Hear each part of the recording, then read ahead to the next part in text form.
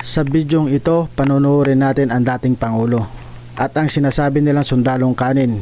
Hindi ko alam kung ano ang plano ng Kongreso, bakit hinayaan ang sundalong kaning ito na dumalo sa nasabing pagdinig. Alam naman natin na ang taong ito ay wala ng integridad, so halina't panoorin natin ang dala nitong bintang sa pagdinig sa Kongreso.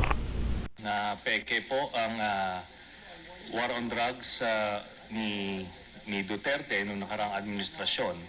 Ito po ay bunga nung nakalap namin na impormasyon at ebidensya nung kami ay nag-iimbestiga nila Senator Laila de Lima at dun sa aming sariling pagkalap na impormasyon at base na rin dito po sa testimonya, Mr. Chairman, ni Arturo Las Cañas sa ICC na naisumite niya at nagkaroon na rin ng kopya dito po sa Quadcom at doon po sa kanyang video.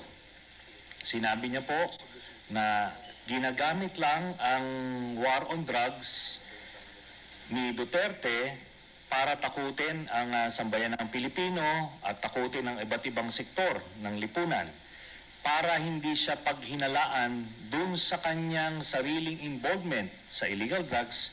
Kaya nga siya na-mention po na siya ang Lord of all drug lords.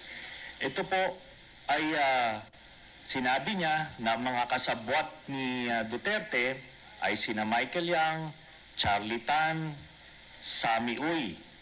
At ito po si Michael Yang ay ayon mismo sa report ni Colonel Acerto, na dating Deputy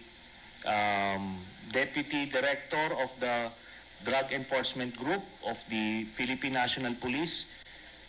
Sinumitin niya yung report tungkol sa involvement ni Michael Yang. Dito naman po, doon sa sinasabi niyo po, Mr. Chairman, na si Jimmy Guba na Customs Intelligence Police, sinasabi niya na si Michael Yang ang involved doon sa magnetic lifters na shipment. Ngayon po, lahat po yan ay nakalap namin. Pero ngayon po, kung dahil po doon, tinignan namin kung ano yung ebidensya na pwede naming malink ito. Kaya nga po, binalikan namin yung mga bank accounts na nakalap namin kay Duterte noong 2016. Tinitignan namin kung merong mga pumasok na pagkapirahan dito po sa kanya. At doon nga po kami nakakita ng mga deposito sa sa mga accounts ni Duterte galing po dito po sa grupo ng mga drug lords na ito. At kung papayagan po, Your Honor, meron po akong PowerPoint presentation para po makita po nila kung ano yung sinasabi ko na money trail, paper trail dito po sa drug proceeds ni Mr. Duterte and his family. How many minutes will be your presentation? Ano lang po yan? 5 slides lang po ito. Pero I will focus on the last slide lang ho. Sige, Mr. Chairman. Sige, go ahead, Mr. Trillanes. So, ito po ang sige, doon po sa mga unang slides muna. Ayan. So, ito po yung mga bank accounts na nakalap ko po ito noong 2016. Tapos, ito po ay na-validate na ng Ombudsman na kaparehas nga nung naisumite ng AMLAC sa kanila. Kaya, ano po tayo, kumpiyansa po tayo sa provenance nitong dokumentong ito. So, sige po, next slide. Ito po yung mga iba't ibang mga pumasok na pagkapirahan kay accounts ni Duterte. Tapos, sige po, next slide. Yan. So, ang total po ng mga credits na pumasok ay 2.4 billion. No? Ngayon, kung ano talaga yung actual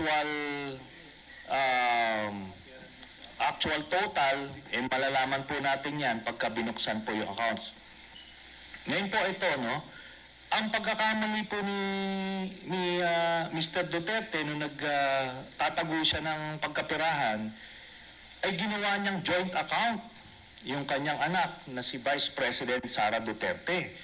Kaya ito po ay alam po naman natin na exempted sa Bank Secrecy Law ang impeachment. So lalabas po yan lahat. Sige po, next slide. Ito po yung last slide, no. Dito po, meron po ito pong mga transactions na ito. Meron pong kay Vice President Sara, meron po kay Duterte, meron po kay Baste Duterte, meron kay Pulong Duterte, at meron po kay Hanilet Abansenya. Ito pong mga ito ay mga managers checks under their name na ang origin po ng account ay yung isa dun sa mga drug lords na minention ni Las Cañas na si Sammy Uy. Ito po, ano ito? Siguro ng mga panahon na yan, 2011 to 2013, medyo kumpiyansa sila sa kanilang mga gawain, kaya may physical na checks, no? Pero after that, ang mga deposito diretso na sa account, so wala nang paper trail. Pero makikita natin dito yung pattern po, Mr. Chairman.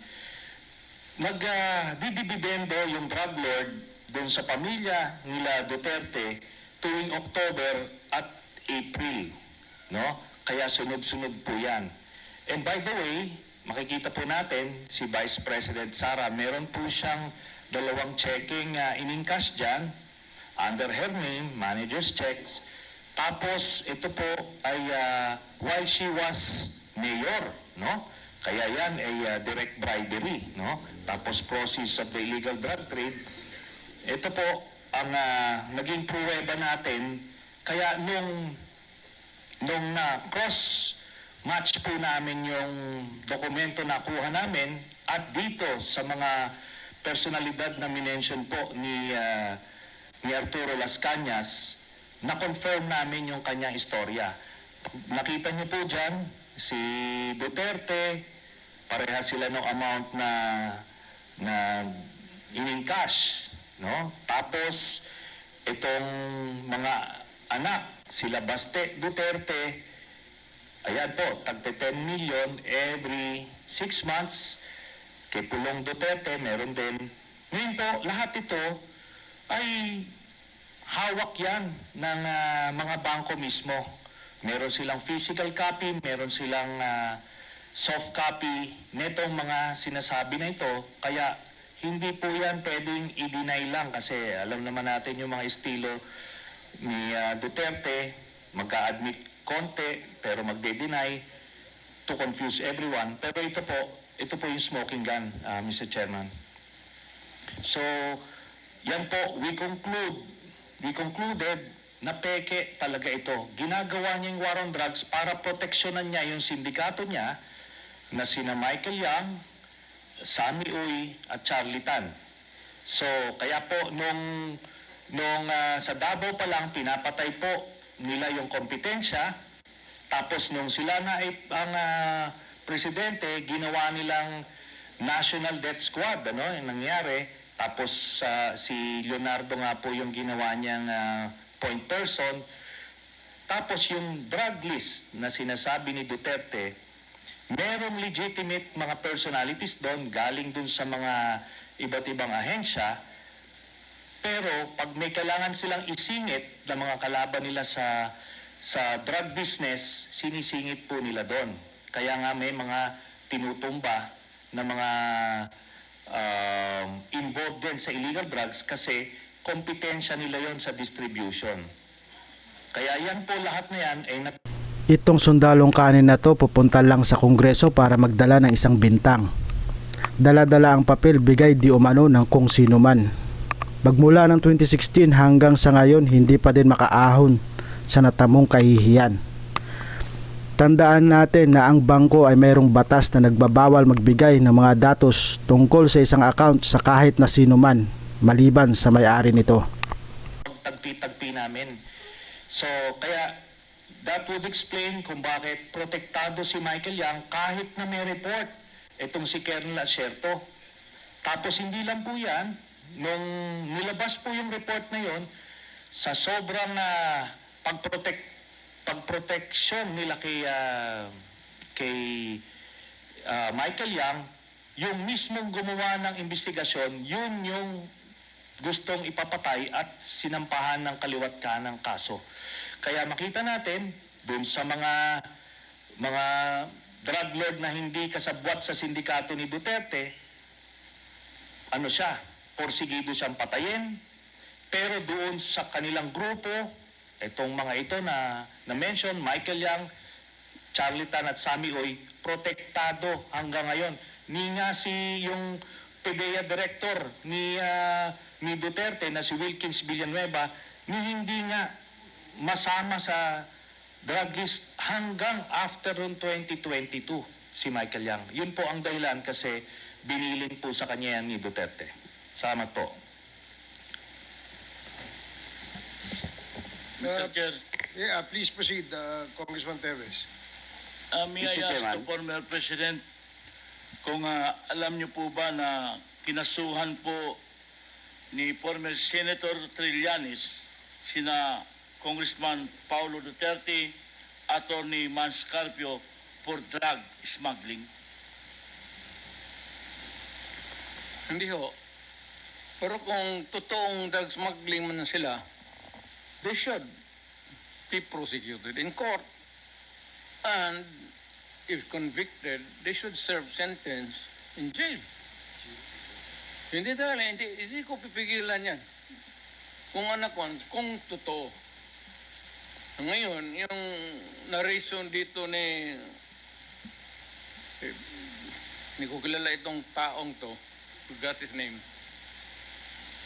Your Honor, if there is an iota of truth, iota lang, baski konti lang, you can find out, may nilagay siya ng records. Now, I'm willing to execute an affidavit or kayo na lang to summon the banks or someone to my waiver. Kung may totoo lang maski isa, I will hang myself in front of you. You can summon, I will sign a waiver, all banks. Pati yung World Bank ng Amerika. Kung may isang totoo lang nakiting, I will resign and I will ask my daughter to resign and everybody in the family. That is my guarantee. And I will hang myself. Mr. Chairman. May I know, Mr. Chairman. Sir. Dali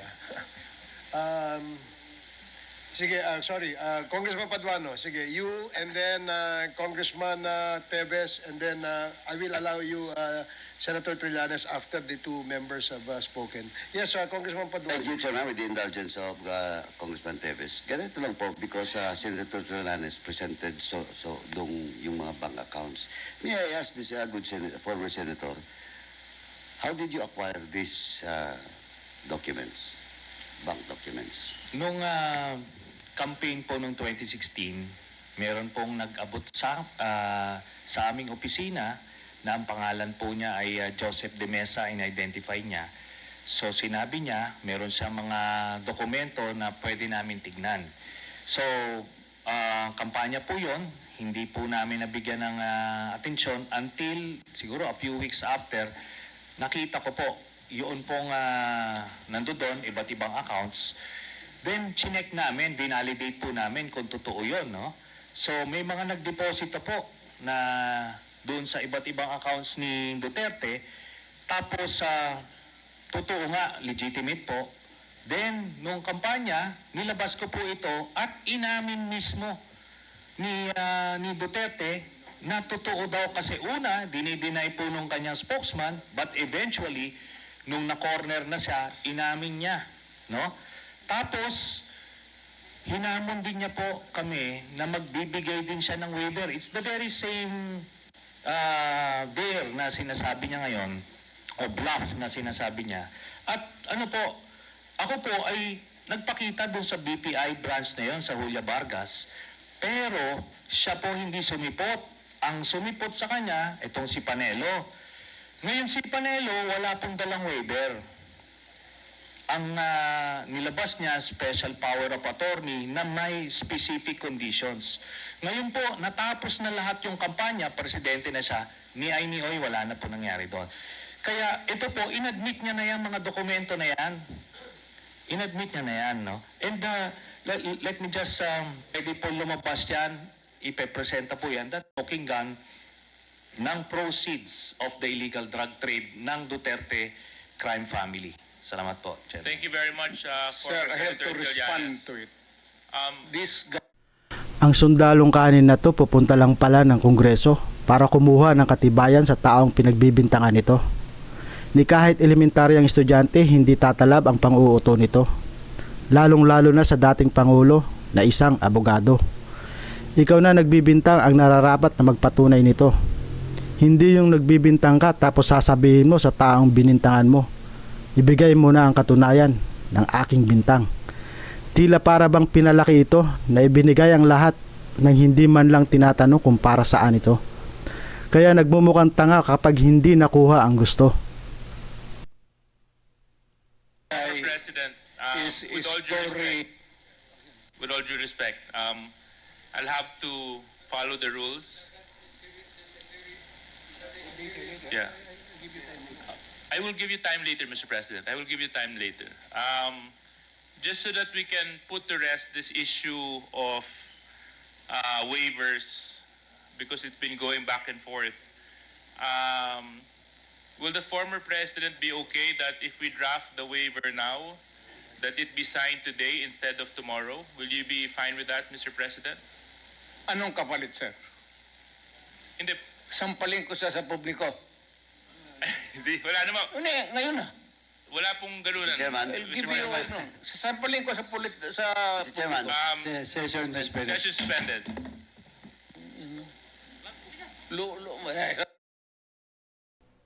Isa sa pinagtataka ko ay kung ano ba ang rason ng mga kongresman na to.